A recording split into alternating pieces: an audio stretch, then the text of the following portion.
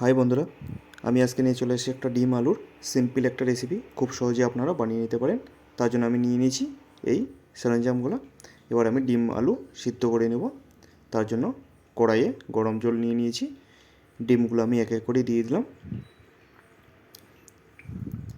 এবার আমি আলুটাকে ছুলিয়ে তাকে সুন্দর করে কেটে তাকেও আমি সিদ্ধ করার জন্য নিয়ে নেব।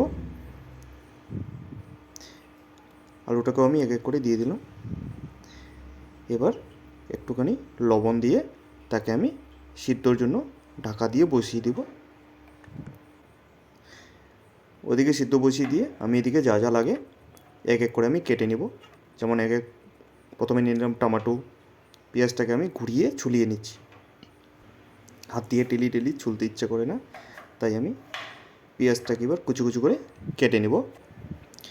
এবার কিছু পরিমাণ মতো কাঁচা লঙ্কা নিয়ে নেব। আপনারাও পরিমাণ মতো নেবেন।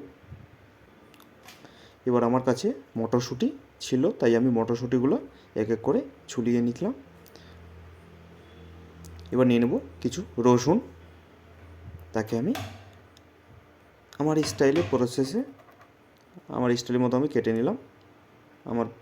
এবার নিয়ে নিয়েছি একটুখানি আদা। আর আমি ডিম আলুটাকে উঠিয়ে নিয়েছি। আলুটাকে আমি কেটে নিয়েছি আর ডিমটাকে আমি সুন্দর করে ছুলিয়ে নিচ্ছি। ডিমটাকে ভাজার জন্য আমি কড়াইয়ে দিয়ে দিলাম তেল গরম করে নিয়ে, আর ডিমটাতে আমি লবণ হলুদ মেখে নিয়েছি। এবার আমি ডিমটাকে ভেজে নিব।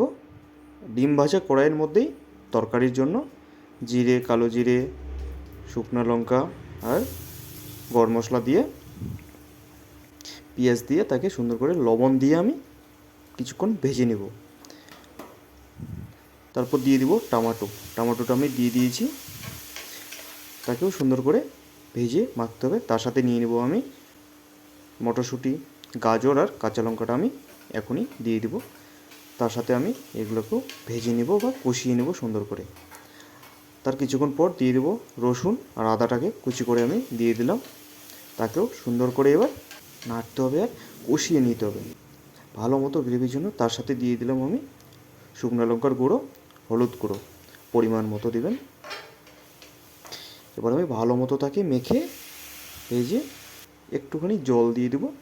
জল দিয়ে মশলাটাকে ভালো করে মিক্স করতে হবে বা মশলাটাকে সুন্দর করে করে নিতে হবে। তার সাথে দিয়ে দেবো কিছু লবণ।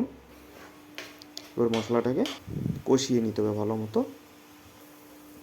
কষিয়ে নেওয়ার পর দিয়ে দেবো আর একটু জল দিয়ে আবার ভালো করে তাকে মিক্স করতে হবে, কষিয়ে নিতে হবে। মশলাটাকে ভালো মতো আগে করে নিতে হবে। তারপর দিয়ে দেবো আমি কিছু কেটে রেখেছিলাম সিদ্ধ করা আলু। সেই আলুটাকে আমি দিয়ে দেবো। আলুটাকে দিয়ে এবার আমি আলুটাকেও সুন্দর করে মেখে নেব। সেই আলুটাকেও ভালো মতো কষিয়ে নেওয়ার জন্য বা মাখিয়ে নেওয়ার জন্য দিয়ে দিলাম কিছু জল দিয়ে তাকে সুন্দর করে কষিয়ে নিতে হবে। কষিয়ে নিয়ে ভেজে নিয়ে আবার দিয়ে দেবো এবার পরিমাণ মতো আমি গ্রেভি করার জন্য জল দিয়ে দেবো। কারণ আলুটা আগে থেকেই সিদ্ধ করা আছে বলে আলুটা সিদ্ধ করতে হবে না, একটুখানি এর মধ্যেই সিদ্ধ হয়ে যাবে। এবার আমি পরিমাণ মতো জল দিয়ে তাকে ফুটিয়ে নিচ্ছি ভালো করে। ফুটিয়ে নিয়ে ভালো মতো ফুটে গেছে। এবার দিয়ে দেবো সেই ভাজা ডিমগুলোকে আমি ছেড়ে দিলাম। তাকে এবার ভালো মতো ফুটিয়ে নিতে হবে বা ভালো মতো রান্না করে নিতে হবে।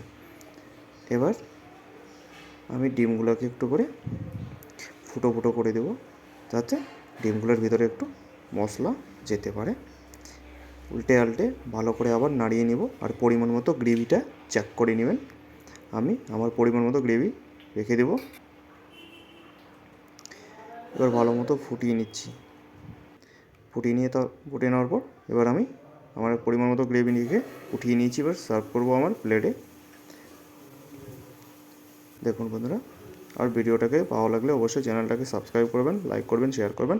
অবশ্যই কমেন্ট করে জানাবেন রেসিপিটা যদি ভালো লেগে থাকে। অবশ্যই কমেন্ট করে জানাবেন, চ্যানেলটাকে সাবস্ক্রাইব করবেন অবশ্যই। এবার চলুন খেয়ে দেখাচ্ছি। নিয়ে নিয়েছি আমি শসা ভাজি আর ডিম আলুর তরকারি। তো চলুন নিয়ে নিলাম আমি গ্রেভি উঠিয়ে নিয়ে।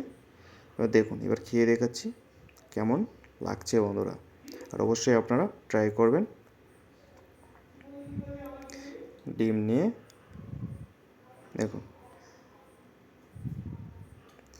সত্যি বন্ধুরা অনেক সুন্দর হয়েছে। এই রেসিপিটা অবশ্যই একবার হলেও ট্রাই করবেন। আর অবশ্যই যদি খেয়ে থাকেন অবশ্যই কমেন্ট করে জানাবেন। আর ফুল ভিডিওটা দেখার জন্য অনেক অনেক ধন্যবাদ বন্ধুরা। অবশ্যই চ্যানেলটাকে সাবস্ক্রাইব করবেন। ধন্যবাদ।